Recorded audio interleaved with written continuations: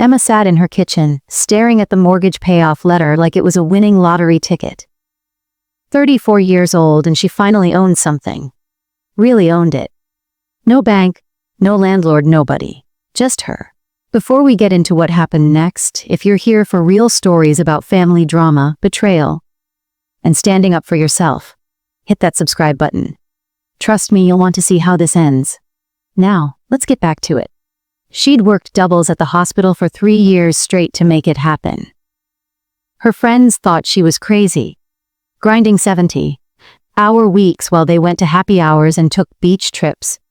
But Emma remembered what it felt like to be evicted when she was 7. She remembered her mom crying in the car, everything they owned stuffed in trash bags. She'd promised herself, never again. Her phone buzzed. Mom? Hey, sweetie! Dad and I are coming over tomorrow around noon. We need to talk to you about something important. Emma's stomach tightened. Her parents never just stopped by anymore. Not since Jason's wedding 2 months ago. Okay. What's it about? We'll discuss it tomorrow. Love you. The call ended before Emma could respond. She texted her brother. Do you know what Mom and Dad want to talk about? 3 hours later, still no response. That was weird. Jason usually texted back within minutes, especially if it was about their parents. The next day, Emma cleaned her house twice. She didn't know why. Her parents had seen her place plenty of times, the small 3-bedroom ranch she'd bought in a decent neighborhood 40 minutes outside the city. It wasn't fancy. The kitchen cabinets were from the 80s and the bathroom tile needed replacing. But it was hers. At 11:47, her parents' Lexus pulled into the driveway. Emma opened the door before they could knock. Her mom, Linda, was wearing the designer sunglasses Jason had bought her last Christmas. Her dad, Robert, had on the Tate Heuer watch Jason gave him for his birthday. Hi, honey. Linda hugged her, and Emma caught a whiff of expensive perfume. They settled in the living room. Emma offered coffee. Her mom waved it off. So, Robert started, clearing his throat. Your mother and I have been talking, and we're in a bit of a situation. Here we go, Emma thought. We made some investments that didn't pan out, Linda said quickly. And with helping Jason with the house and the wedding. Wait, Emma held up a hand. You helped him. I thought the house was a gift. I was? Robert said. But there were other expenses. The renovations, the furniture, the landscaping. You know how it is. Emma didn't know how it was. She'd bought her house and furnished it with IKEA and Facebook Marketplace finds. Okay, Emma said slowly. So what does this have to do with me? Her parents exchanged a look. Well, Linda said, we're gonna have to downsize. Sell the big house. And we were thinking, your place is paid off, right? Yeah. And you're just one person, Robert added. You don't really need 3 bedrooms. Emma's heart started pounding. What are you saying? Linda reached over and patted her hand. Sweetie, we raised you. We gave you everything. Now it's time for you to help us out.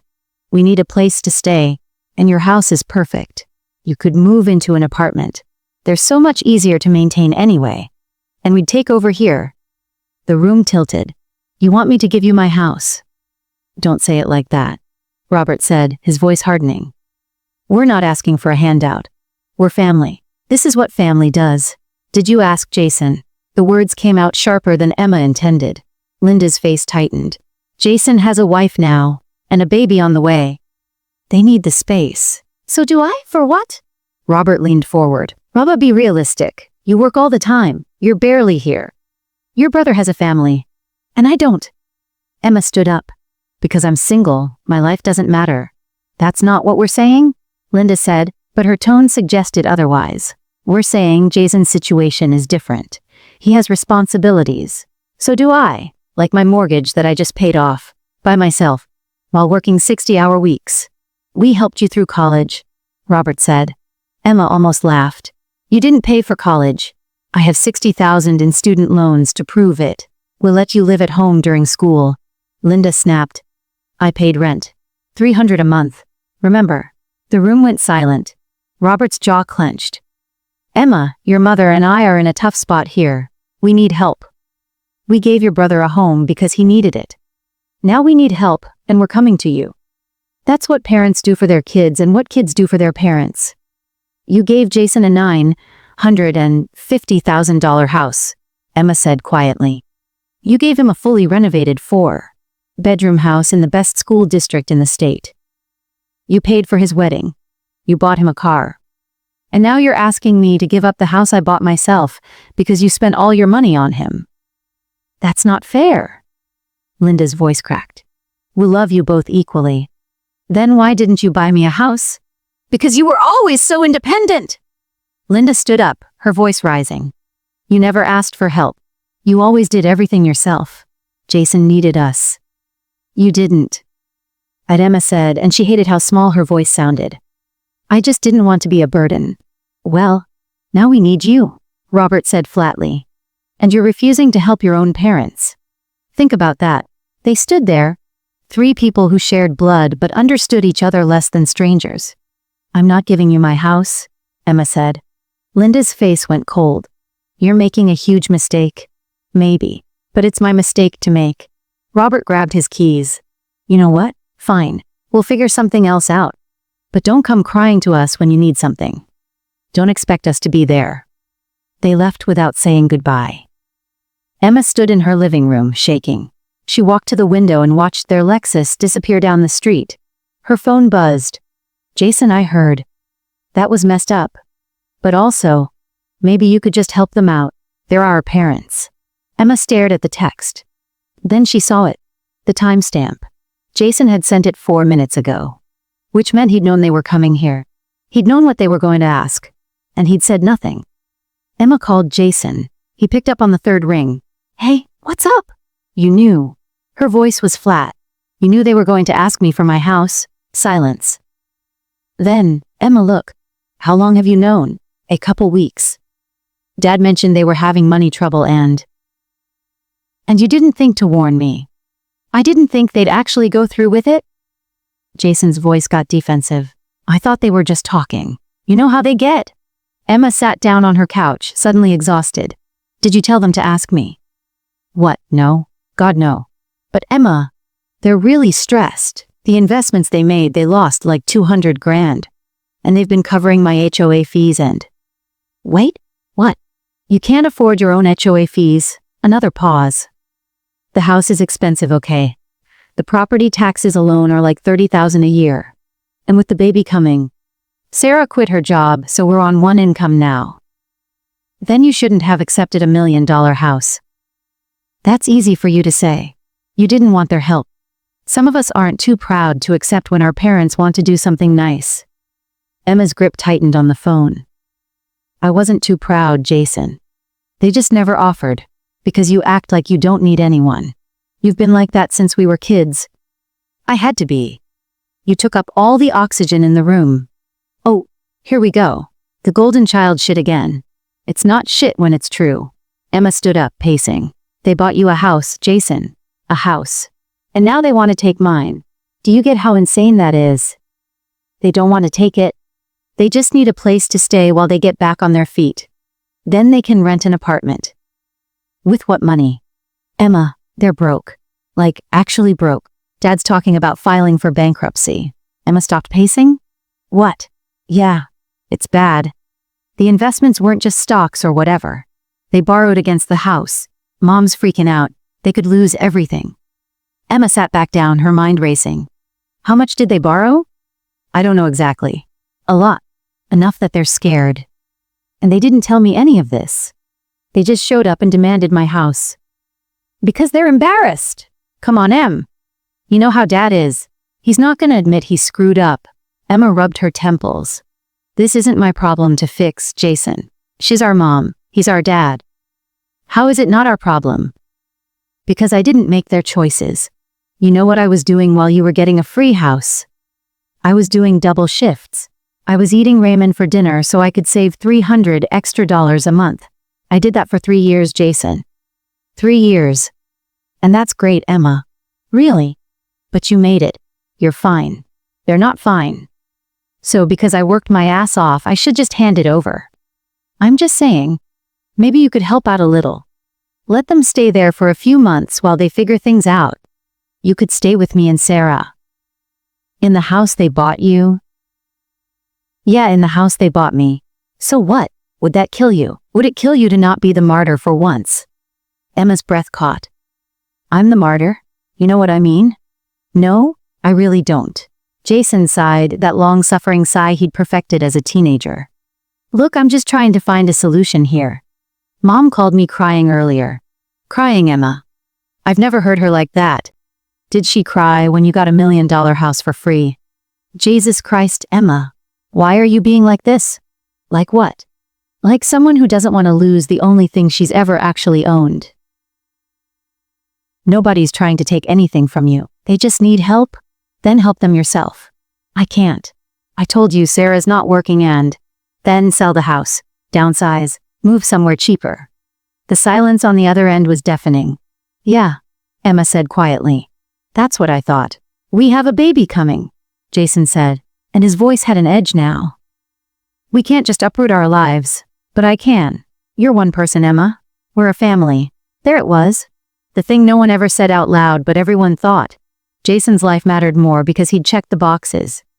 Wife, baby, house in the suburbs. Emma was just the single nurse who worked too much. Her life could be rearranged, her sacrifices didn't count. I have to go, Emma said. Emma, wait. She hung up. For the next 2 hours, Emma sat in silence. Then her phone started blowing up. Aunt Carol, Uncle Dennis, her cousin Michelle. She opened Aunt Carol's message first. Emma, honey. Your mother told me what happened. I can't believe you'd turn your back on your parents like this. After everything they've done for you. I'm so disappointed. Then Uncle Dennis. Your dad helped me when I lost my job 10 years ago. Family is supposed to be there for each other. You should be ashamed. Michelle Mao. Just wow. Your parents are about to be homeless and you're really gonna let that happen. That's cold. Emma's hand started shaking. She called her mom. Hello? Linda's voice was thick, like she'd been crying. What did you tell everyone? What do you mean? Aunt Carol just texted me, and Uncle Dennis, and Michelle. What did you tell them? I told them the truth, that we asked our daughter for help and she refused. That's not the whole truth. Isn't it? You left out the part where you gave Jason $1 million house. That's not relevant? It's completely relevant? We gave Jason that house because he needed it, Linda said, her voice rising. We're asking you for help because we need it. I don't understand why you're making this so difficult. Because you're not asking me for help. You're asking me for my house. Because that's what we need. Emma, do you have any idea how humiliating this is? We're about to lose everything. Everything. Your father worked for 40 years. 40 years. And now we're going to lose the house we raised you in because of some bad investments. And our daughter who we loved and supported, won't even let us stay in her guest room. That's not what you asked for. You asked me to move out completely. Because we need the space. We have furniture. We have belongings. Then put them in storage. We can't afford storage, Linda was crying now. We can't afford anything. Do you understand that? We're broke, Emma, completely broke. And you're sitting in your paid-off house acting like we're asking you for a kidney. Emma felt the guilt creeping in, that old familiar weight. Mom. No. You know what? Fine. Don't help us. We'll figure it out. We always do. But don't expect us at Christmas. Don't expect birthday cards. You made your choice, Mom. Please. The line went dead. Emma sat there, phone in hand, feeling like she'd been hit by a truck. Her phone buzzed again. Another text, this one from Jason. Great. Now Mom's not answering my calls either. Hope you're happy. Emma turned her phone off and sat in the dark. 3 days later, Emma got a letter in the mail. Official looking, from a law office she'd never heard of. Her hands went cold as she opened it. Notice of property transfer claim. She read it twice, then 3 times. They were claiming her house had been purchased with their money. That they'd provided the down payment. Which was a lie. And that the property legally belonged to them. They were filing paperwork to have the deed transferred. Emma couldn't breathe. She called the number on the letterhead. A receptionist answered. Hi, I received a letter about a property claim. Can I speak to the attorney handling it? One moment. A man picked up. This is Gerald Morrison. My name is Emma Chen. You sent me a letter claiming my parents have ownership of my house. That's not true. I bought this house myself. I have all the paperwork. Mom, according to the documents we received, your parents provided significant financial assistance for the purchase. They're simply claiming what's rightfully theirs. What documents?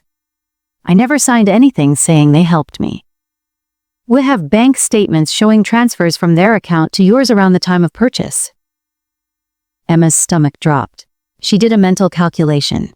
Around the time she bought the house, her mom had given her $5,000. A birthday gift, she'd said. Emma had tried to refuse it. You work so hard, honey. Let me do this. That was a birthday gift, Emma said. $5,000. For a house I paid $240,000 for. Nevertheless, it establishes their financial contribution to the property, combined with signed statements from your parents indicating a verbal agreement. There was no agreement. That's fraud. That's a serious accusation. Ma'am? It's the truth. Are you telling me my parents are trying to steal my house with forged documents? Morrison's voice cooled. I'm telling you that my clients have presented evidence of their claim, and we're moving forward with the legal process. You'll receive a court date shortly. Emma hung up and immediately called a lawyer. Sarah Chen, no relation, was a real estate attorney Emma found through a nurse at the hospital. She looked over everything in her office 2 days later. This is bullshit, Sarah said, flipping through the papers. Complete bullshit. A $5,000 gift doesn't give them ownership of anything. And these statements they signed. They're claiming they gave you $100,000 for the down payment. I didn't even put down $100,000. I put down $40,000. From my own savings? Sarah nodded. Do you have bank statements proving that? Every single one. Good, because what they're doing is filing a fraudulent claim, and that's illegal. Sarah leaned back in her chair. I can fight this. We'll win. But I have to ask, are you sure you want to go up against your own parents in court? Emma thought about it. About her mom's voice on the phone. About Jason's texts. About the family members who'd already decided she was the villain. Yeah, she said, I'm sure. The court hearing was scheduled for 3 weeks later. Emma spent that time gathering everything. Bank statements. The original mortgage documents. Text messages. Emails. Even the card her mother had given her with the birthday check that said, Happy birthday, sweetheart, treat yourself. She also did something else. She sent an email to every family member who'd texted her. Aunt Carol, Uncle Dennis, Michelle, all of them. The subject line the truth. In the email she laid it out, screenshots of her bank statements showing she'd saved the down payment herself. Copies of her mortgage documents. The birthday card from her mother. And then, the letter from the lawyer claiming her parents had given her $100,000. This is what's actually happening, she wrote. My parents gave Jason a $950,000 house for free. They made bad investments and lost their money. Instead of asking Jason to downsize or asking me if they could stay temporarily, they demanded I give them my house and move out. When I refused, they filed fraudulent legal documents claiming they paid for my house. They didn't. I have proof. I'm sharing this because you all sent me messages calling me selfish and heartless. You deserve to know the full story before you judge me. She hit send before she could second guess herself. Her phone started buzzing within 20 minutes. Aunt Carol, oh my God. Emma, I'm so sorry. I had no idea. Uncle Dennis. This is insane. I'm calling your father right now. Michelle, I feel like such an asshole. I'm so sorry. Emma didn't respond to any of them. She was done explaining herself. The court hearing was quick. Emma's lawyer presented the evidence. The judge looked at the bank statements, the mortgage documents, the birthday card, and then at the fraudulent claim. Mr. and Mrs. Chen. The judge said, looking at Emma's parents over his glasses. Did you provide your daughter with $100,000 for this property? Robert opened his mouth. Linda grabbed his arm. No, Your Honor.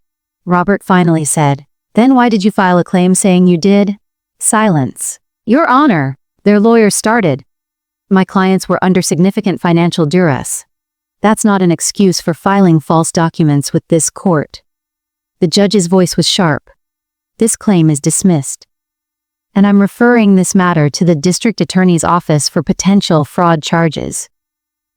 Emma felt like she was watching it happen to someone else. Her parents didn't look at her as they left the courtroom. The fallout was swift. Uncle Dennis stopped talking to her dad. Aunt Carol took Emma out for coffee and apologized 3 times. Michelle sent her flowers. Jason called her once.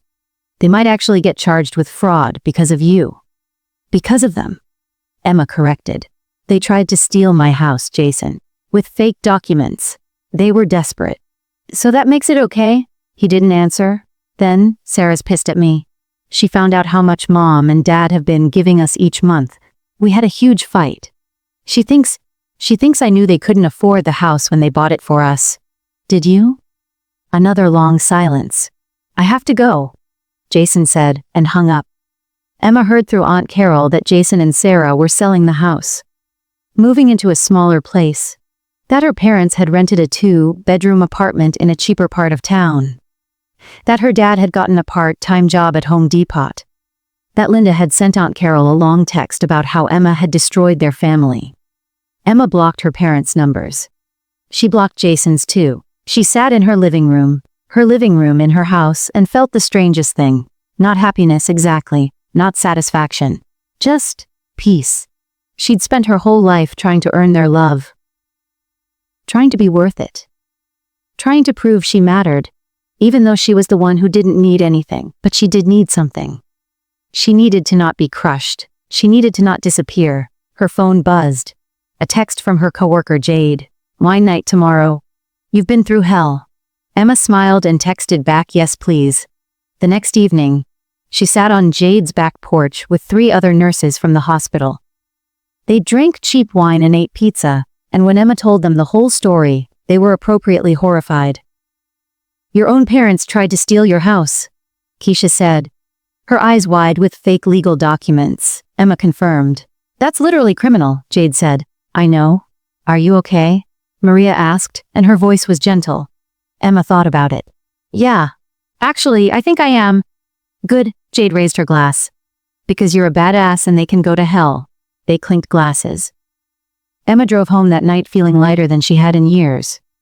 She pulled into her driveway, looked at her little house with the outdated kitchen and the bathroom that needed work, and smiled. It wasn't perfect, but it was hers. Nobody could take that away. If you made it this far, thank you for watching. If this story made you feel something, anger, relief, anything, hit that like button. And if you've got your own story about standing up to family or dealing with betrayal, drop it in the comments. I read every single one. Subscribe if you want more real stories like this, because trust me, we're just getting started. New videos every week. And remember, sometimes the best revenge is just refusing to be a doormat and letting the truth speak for itself. See you in the next one.